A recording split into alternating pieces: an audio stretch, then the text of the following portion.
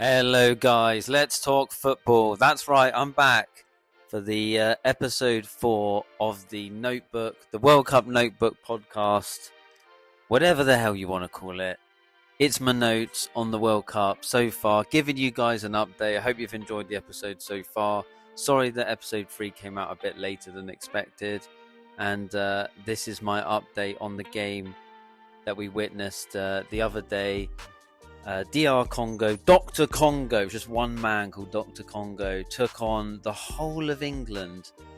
I'm joking. No, of course, it was Congo, the team, versus England that we just witnessed. That game was on Wednesday, the 1st of July. That kicked off at 5 p.m. And obviously, I'm going to give you my reaction of that game. Yeah, sorry I wasn't able to upload this on Wednesday. It is obviously now Friday, and currently, as this is being recorded, I am actually watching the Australia-Egypt game. Egypt are currently winning 1-0. So let's see if Australia can get back into it. So this is your latest sort of news as well, if you like, of the World Cup. So I'm going to give you a bit of a run through of it. Thank you for tuning in, guys, and please be sure to ring the bell for notifications and subscribe to the YouTube channel for me.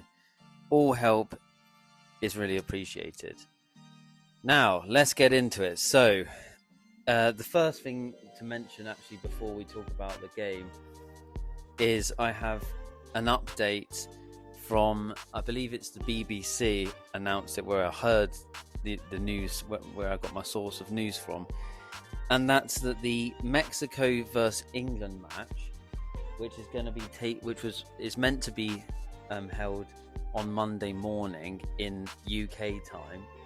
So it's meant to be 1 o'clock Monday morning or Sunday night, Monday morning being at 1 o'clock kickoff, is now they're talking about it's going to be taken back to, in our time, 7 p.m. on Sunday due to heavy thunderstorms. Now this is just what's being reported. Doesn't necessarily mean it's going to change, but that's what we're hearing, that it's going to change for the next match. Instead of 1 a.m. it's going to be 7 p.m. on Sunday the 5th instead of the Monday, and that's the game against Mexico. It is also reported due to that as well, that if I just get my notes up, that also the Brazil game will be probably taken back, so basically start at an earlier time as well. Unless it's a later time, but I think it'll be an earlier time. It's meant to kick off at 9 p.m. on the Sunday. So just a heads up on that. So check your schedules and everything if you had any plans and bookings on work or anything like that. Right, let's get into the game then. So Dr. Congo, DR Congo took on England. 5 p.m. kickoff. Now, it's worth mentioning that, I know it's going to sound silly because obviously I'm doing a podcast talking about the game, but unfortunately I was actually working during the match, but I did manage to see what I could of it, and I also watched the highlights. And obviously it started poorly for us. In about 7 or 8 minute, Congo scored a goal against England, and I just think my take on it is that England didn't expect Congo to sort of be on the offensive and attack the way that they did. I think they sort of thought they were going to sit back, and it was going to be more like a game against Ghana and Panama where they just sort of sit in a low block. And I think it sort of took... Oh, Australia have just scored. There you go, Australia back in the game against Egypt as this is being recorded. It's the 54th minute, but obviously when this actually gets uploaded, it will be uploaded late. So it is worth mentioning that. But yeah, as it stands, Australia won, Egypt won. The game could obviously finish... Well, one team has to win anyway, so it could finish very differently to that result, even to 90 minutes, is what I mean. Obviously, it could go to penalties, for example. Anyway, let's get back to the talking about England game. So yeah, I think offensively, we didn't expect them to come out the way that they did, and credit to Congo. The Congo's goalkeeper was just a brilliant for them. He saved lots of chances. So a lot of people were saying that maybe especially in that first half that we didn't really do much. It was a bit like the Iceland game from 2016, and just a bit boring and stuff to watch. England were, but um, I don't know if I agree with that, because I think we did create some good chances, and the goalkeeper was just sensational. Also, there was a controversial penalty shout on Harry Kane from the goalkeeper. Personally, I think looking back at it, that was maybe should have been a penalty, but it's obviously a hard one to say depending on how you look at it. But I still think in the rules of the game that should have been a penalty, because Harry Kane had, he was more in his right to go down there on that challenge. Anyway, so the game carried on. We were knocking on the door. Thomas Tuchel was getting really, animated with the players to say, "Come on, we need to do something here." And of course, I think it was like in the 70 something minute. Again, I'll have a quick look at my notes. Where is Congo? I'm not exactly very prepared. It's not very good, is it? Let's have a look. So it was it was the 75th minute that Harry Kane scored from a header. It wasn't the best header he's ever done. Maybe the keeper should have done a little bit more there to save that. But we got right back into the game. The momentum started swinging England's way. We started knocking on the door, creating more chances, creating half chances, and eventually the ball came to Harry Kane, and he swooped over to the right-hand side and just using all of his power, all of the momentum of his body, to do an unbelievable shot in the 86th minute and securing England the victory. And we ended up winning full-time 2-1 within the 90 minutes. England had won the game. So yeah, great comeback from us. There is a lot of talk about, Jed Spence. Should he be playing for England? Is he even good enough for sort of, at the highest level? I personally don't really think so. I don't really rate Jed Spence, but I know some of you do. I personally would maybe rather see one of the centre back options playing there, but I just don't think he's good enough to be playing for England at this level. I personally don't think he's meant to be a right back, and he's just making a few too many mistakes. But let me know what you guys think on Jed playing. Obviously, Thomas Tuchel was very frustrated with him once again. But we're short of options, having Gerald Quansah injured as well as Reece James. Hopefully, Reece James will come back, because we really need a top quality right back, and also left back for Nico O'Reilly not being fully fit as well is a mistake, is a problem. All Egypt look like they're coming back into this game on the attack, but Australia did well to stop them there from going any further. I need to stop getting distracted by this Australia game. It's very exciting. But yeah, overall, some good performances. I do expect more from England going forward, though.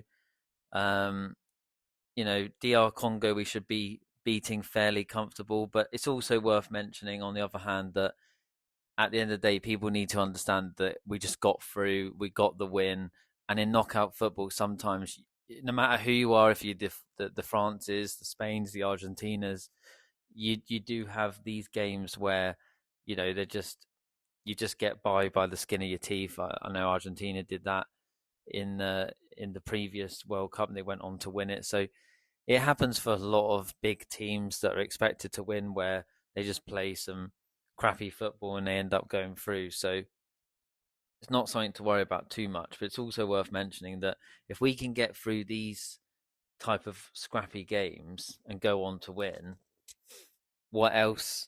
What are we going to be like when we're playing really well and we're on the attack, against teams that aren't just sort of sitting in a low block and that are opening up these spaces? So it's definitely something to think about.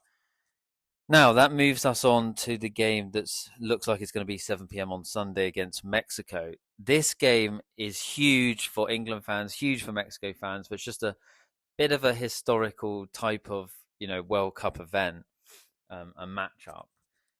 Because it is in the Azteca, which is in Mexico City. It's got an altitude, of over 4,000 feet. So it's high in the air, which means the air is thin. It's harder to breathe. And if you're wondering what that means for England, so the Mexican players are used to it because they've acclimatized to it. They're used to, um, they've produced the red bloods. I don't know the biology, but they've produced, their bodies have adapted. That's a good way of wording it, to the climate, the altitude. So they're able. They don't get as tired basically. And England are going to struggle because we're not used to it in the Premier League. A lot of the games are played close to sea level, not used to this playing in this kind of altitude, so the heart rate's going to increase. It's just going to be a lot harder to breathe, basically. So let's see if that affects us. I will say the reason I'm talking about this is because if we were playing Mexico anywhere else, I do actually think England would go on to actually, I think, fairly comfortably win, because I think on paper we got better players than Mexico. They have obviously their talisman Raul Jimenez, who's their striker for Mexico, who plays for Wolves in the Championship.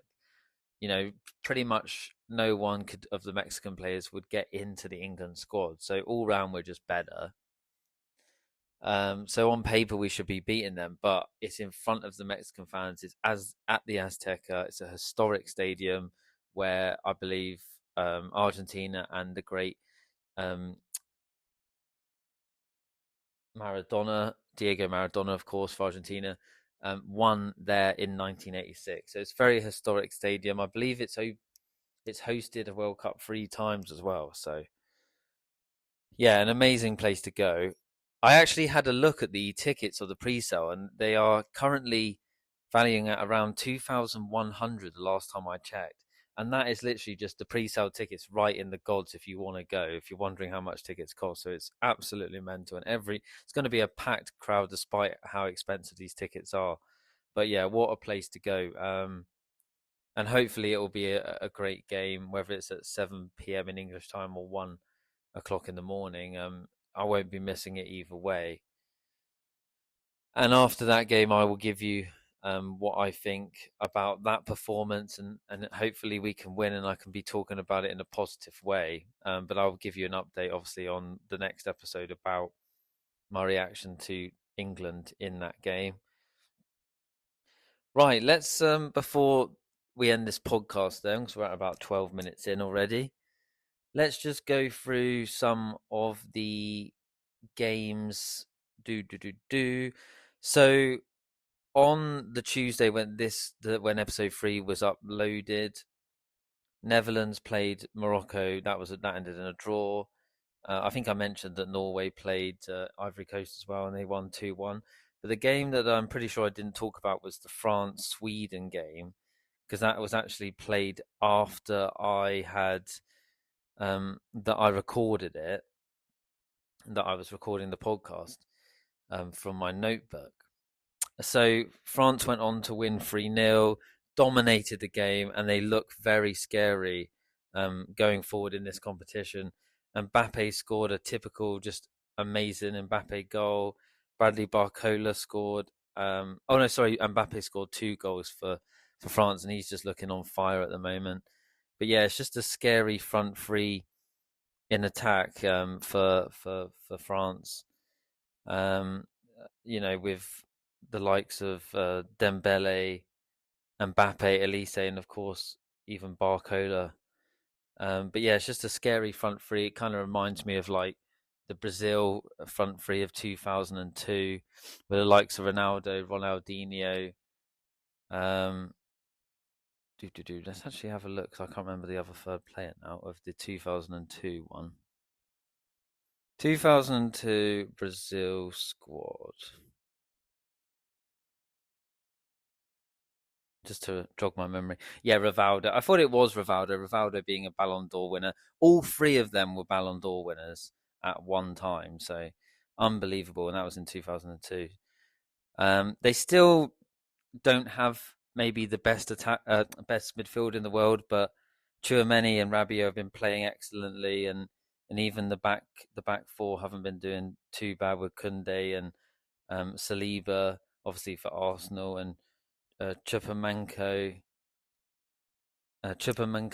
sorry, for France.